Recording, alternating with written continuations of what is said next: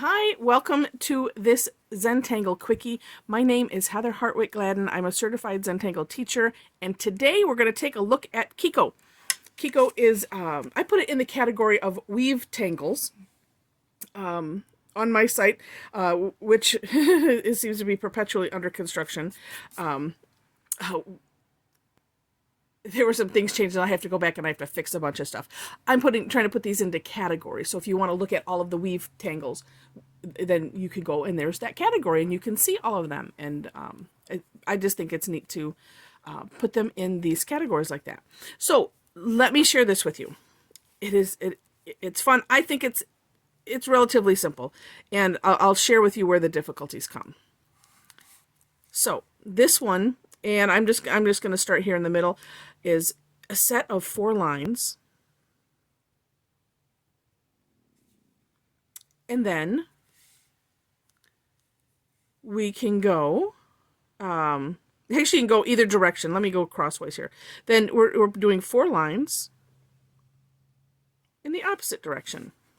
And now these can meet up or not. I try to make them kind of close. But this is all we're doing, is we're alternating vertical and horizontal.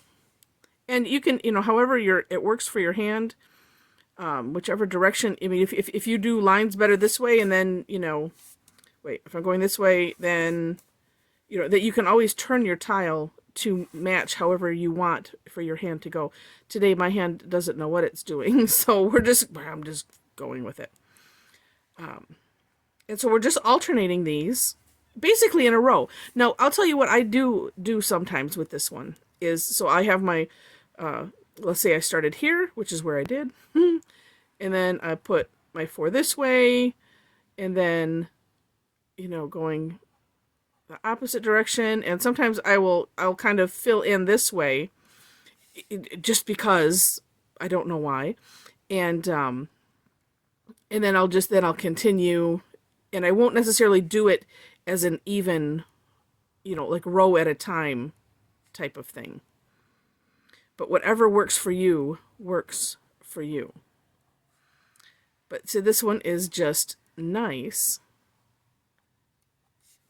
And you know what? And this is one of those where if your lines aren't straight, that's okay. Mine always end up, probably because I end up doing this one a little too fast. Like I start one length and then it ends up a different, it ends up different. It's like, oh, you can see where I get tired at the end or something. I try to keep it with 4, and then sometimes if, and this is where the difficulty comes in, if I don't keep these somewhat evenly spaced, then I end up with, wow, I've got 5 in this one. Oh, look at, I've got 3 in that one. And you know what, in the end, it doesn't matter. What matters is to make sure to just be alternating these, so that way you get this really neat kind of a weave pattern. Now this one, like I said, I did not connect on this one.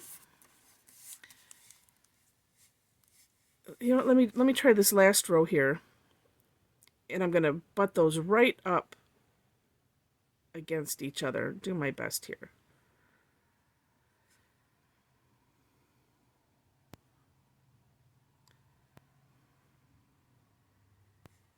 And, that's something, oh, see, this one's going to be longer because, and you know what? And it's one of those, it's okay if you end up with more.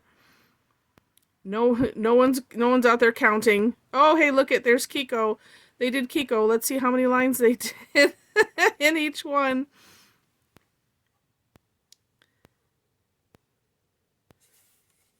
Well, I guess I should just, well, it's a little offsetter, but so you can see.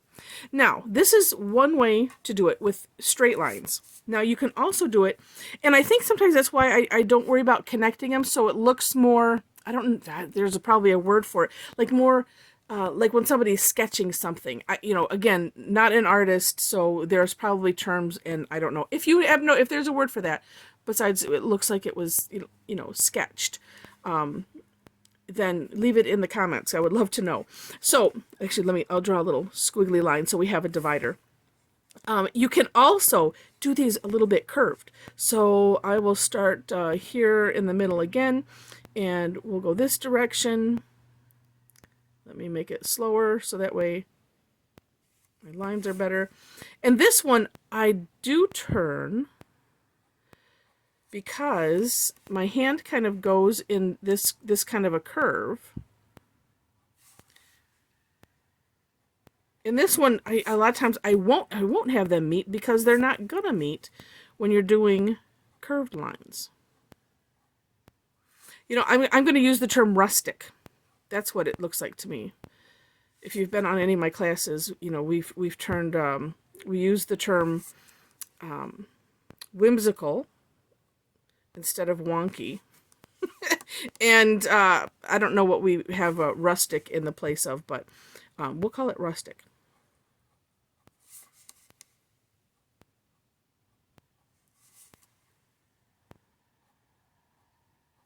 But it gives a little bit of a different look. Well, that one's going to just have 3. And then, and maybe I'll just do 2 rows because my aim here is to have these quickie videos be quick and give you the overview essentially of that. Well, okay. 1 more row, just because it doesn't look to me right with having just 2 rows. Whoops.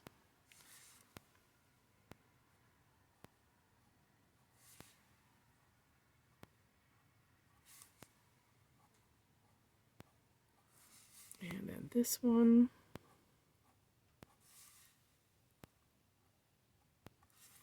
There we go. So, you know, completely different looks and both wonderful. Now, this one you can essentially for shading. And this is where this is, you know, course correction, because there are no such thing as mistakes in Zentangle.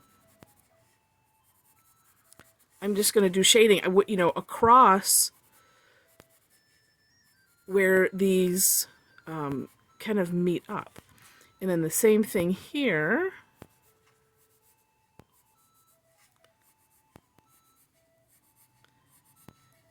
We'll do that edge there.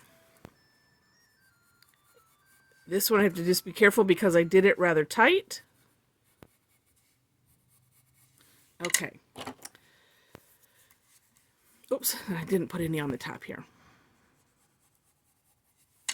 All right, so in this one I usually do little circles when I'm doing shading, but this one I'm just scooting the graphite. And then up, up. Okay, oops, and I didn't put any on this side. Well, let me get these here and I'll add that. And 2, if you know, like this, it's kind of a tight space. And the objective of us adding graphite is in shading, you know, in order for the shading to work, you have to leave some of the original tile color there. So, and I say that because whether you're using, you know, a tan tile, a gray tile, or any other kind of colored toned paper, it loses everything if otherwise it's just shaded in, it's just colored in completely gray if you don't leave some original tile there.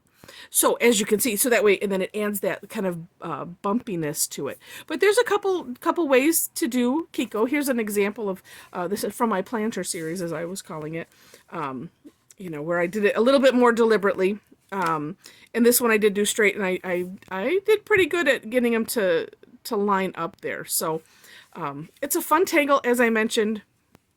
And it's also one of those, if you look around on ceiling tiles, on floor mats, this is where I find Keeko in its natural habitat, which is kind of funny. So anyway, with that, I hope you enjoyed.